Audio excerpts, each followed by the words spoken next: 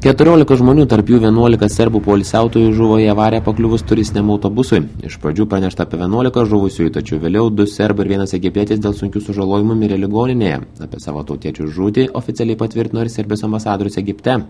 Sužeisti keleiviai iš avarijos vietos transportuoti į Raudonosios jūros pakrantėje įsikūrusio kurortinio Hurgados miesto ligoninę. Iš ten jie bus perkelti į sostinę Kairą.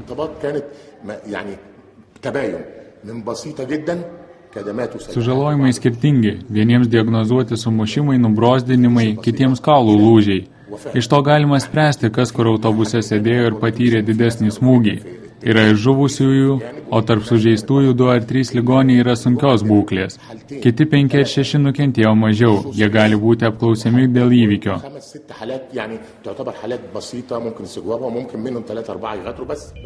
Prasti keliai ir kelių eismo taisyklių nesilaikymas Egipte kasmet sukelia daugybę avarijų. Į eismo įvykius neretai pakliūna ir turistiniais autobusais po šalį keliaujantis užsienio turistai. Egipto vyriausybė raginama spręsti šią problemą, taip pat tvarkyti ne tik šalies kelių sistemą, bet ir labiau kontroliuoti pasenusias techniškai netvarkingas transporto priemonės, ypač autobusus.